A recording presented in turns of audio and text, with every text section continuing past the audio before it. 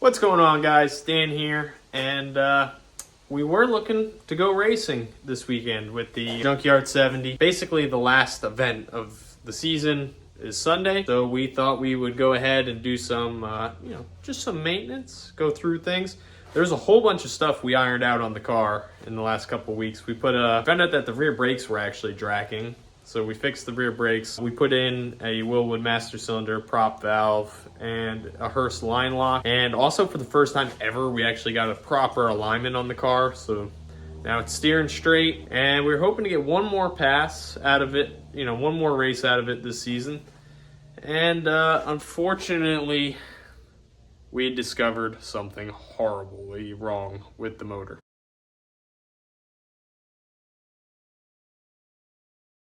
So as you can see, this is a little beyond normal maintenance. Also, our new master cylinder, prop valve, the line lock mounted up under here, all wired and ready to go. We thought we were ready to rip this weekend until I went to go do, lash some valves because we've got some miles on this motor now. And unfortunately, number 7, the intake rocker arm was just falling off in there. So I was praying to God that we had just a collapsed lifter.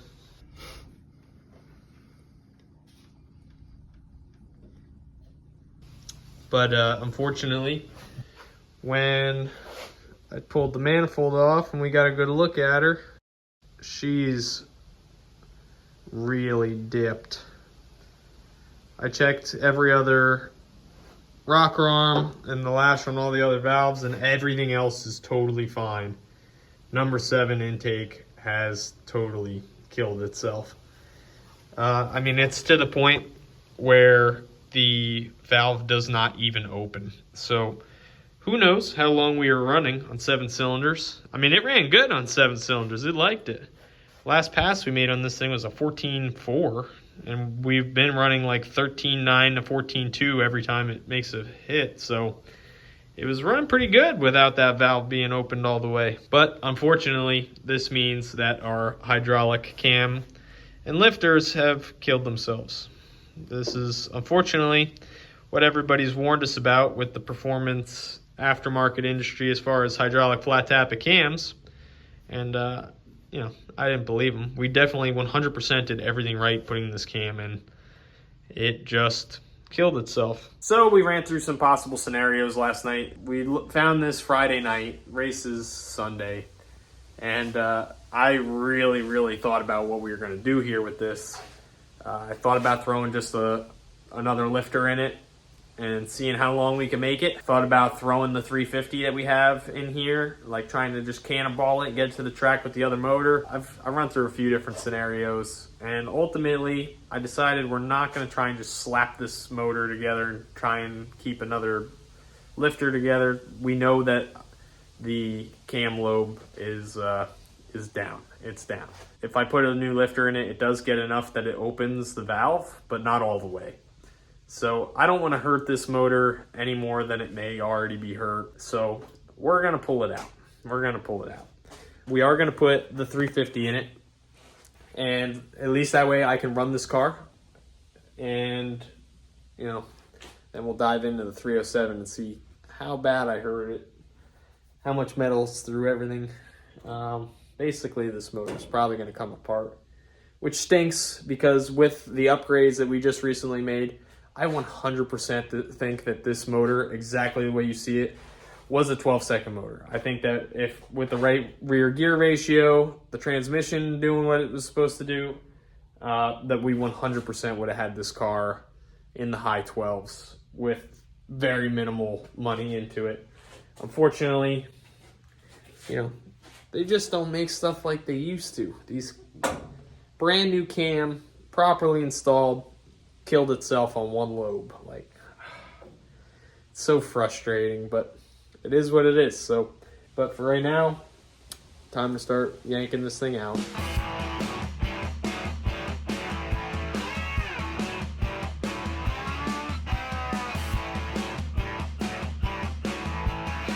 All right, guys, so I just got home. It's about 8:30 on Saturday night.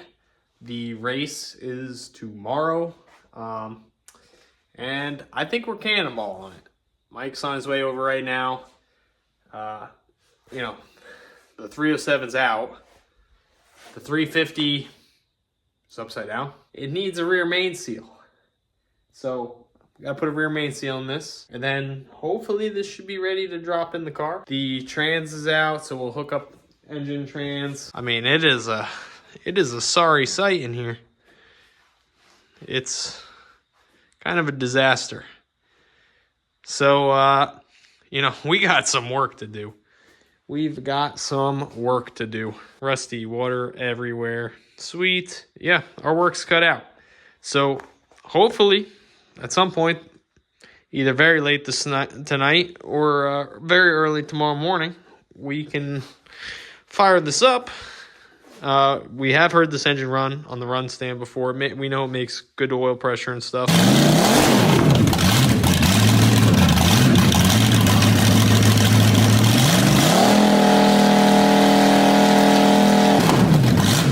But after that last time we ran it, I did have a bunch of oil running down the back of it, dripping on the floor. So while we're here, it doesn't make sense not to replace the rear main seal before we dump this thing in.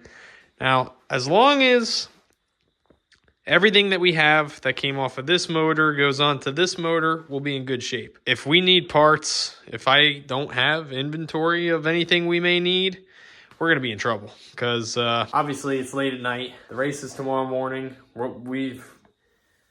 I don't know if we'll sleep at all or not, but the race is early, so we're going to have to hit the road at like 8 or 9 o'clock. If we need any parts, we're going to be in trouble because there's nothing close to me. Even for tomorrow morning, there's nothing close. There's not a whole lot on the way to the racetrack. Basically, if we need it, it's got to be here. So hopefully this goes smooth because all it's going to take is one little snafu and it's over. So wish us luck.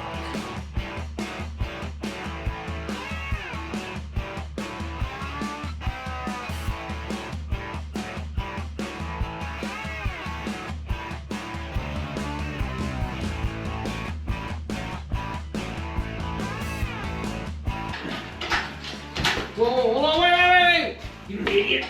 I thought that was in there. No! It was until you smashed it into the floor. Pay attention!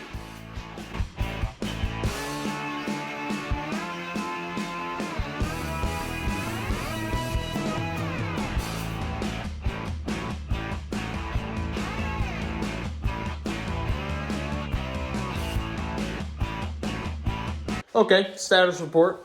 It's about midnight. Motor's in the car. Garage is a total disaster. At least we got the other engine back on a stand and out of the way. But this is a mess. Absolute mess. So we're going to clean up the garage, get the car back in here, get it back on jack stands, and finish hooking everything back up. But you don't need to watch that because I don't even want to watch that. So we're going to get all the small stuff hooked back up, and we'll check back in a little bit. Okay, 3:30 in the morning. The engine's in the car. And Mike just looked at the race now. Should have thought of this earlier. Basically, gates open at 9. Time trials start at 10. And we're doing the math. And there's just no circumstance in my neighborhood where we fire this car up. It's now 3:30, almost 4 o'clock in the morning, and get it timed, get the cooling system burped. It's just not going to happen. And try to run it to the track and spend, the $100 that it's going to cost us to get into the race, to push it off the trailer, and then find out that we have issues or whatever, or maybe it'll all be fine, but my luck usually doesn't pan out that way. We're throwing in the towel. It's all there. I think we're gonna call time of death on the race for this weekend. Makes more sense to get this ironed out tomorrow, later in the morning when I can actually work on it without upsetting every one of my neighbors. Yeah. What do you think, Mike? I think it's a good call. I'm also really tired. I hope it rains tomorrow. That's terrible. Alright, well, we'll check back with you tomorrow when we get this thing fired up in the Nova. Okay. Okay. Fuel? No, you don't need fuel. Start it? Just start it.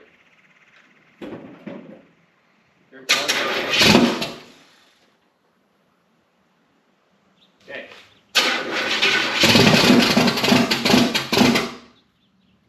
Go.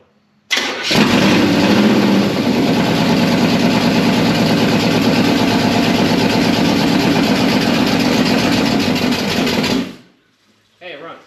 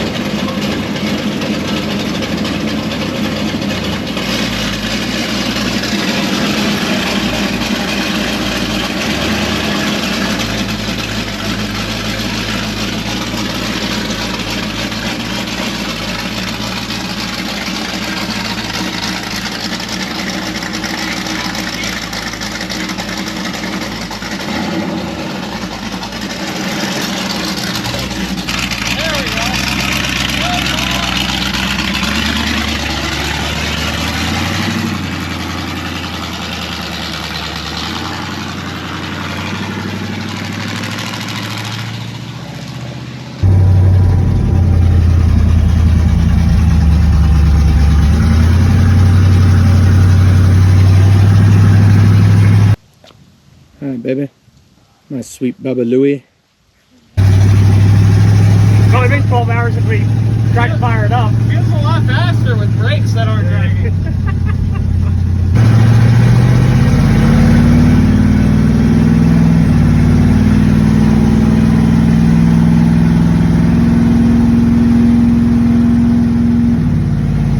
Third gear. We got 3 gears. We got brakes.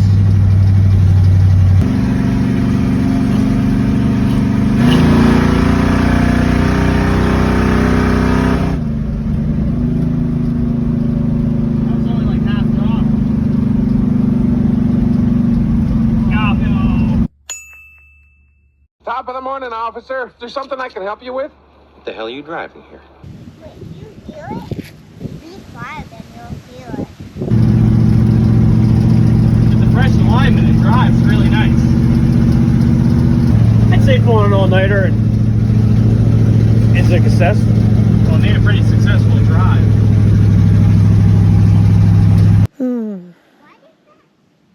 It's a nice day in Milford today. The film crew is taking a break. There's a $90,000 Ford. You too can make mortgage payments on a Ford. Or you could buy a Dodge and put a cam in it at 80,000 miles. And you change the oil every 5,000 miles. And then you got the Chevy 1500 with 3,456,000 miles on it. And he just put tires on it, like a rock. And Toyota. See, nothing to say about Toyotas.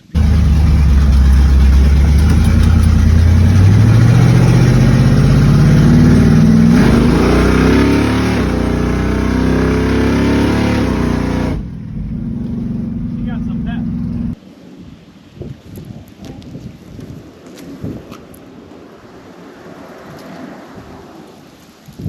Think I heard it.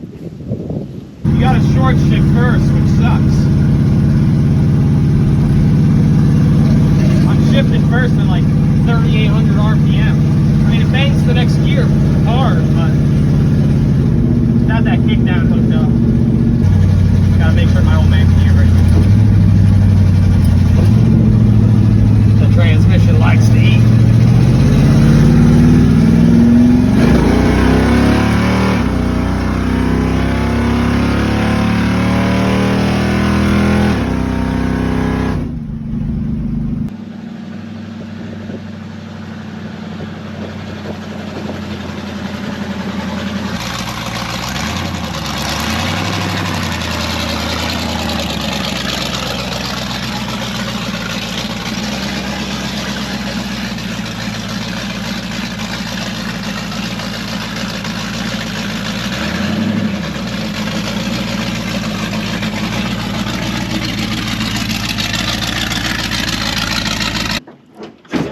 had to go to the long way because we went past the cop sitting at the farmhouse.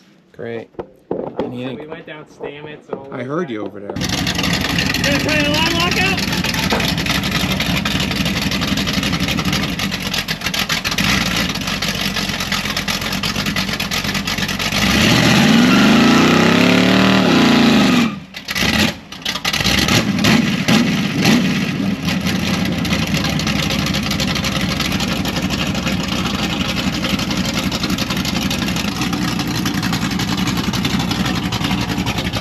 Alright, so the 350 is in the car. We took it for a rip.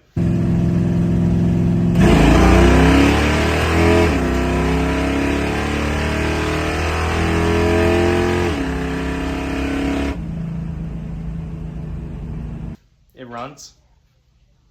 May or may not be faster than a 307 with heads on it. Kind of upset about the 307. I feel like we're right on track to make a 12-second car for super low buck before the cam just fell apart. Cheap aftermarket parts. That's what you get. So, I mean, we can move the car now. We can, you know, keep making the other improvements on the car we want to while this is in here. What road were you on before? On Stamets. How far is that from here? Probably a good half mile.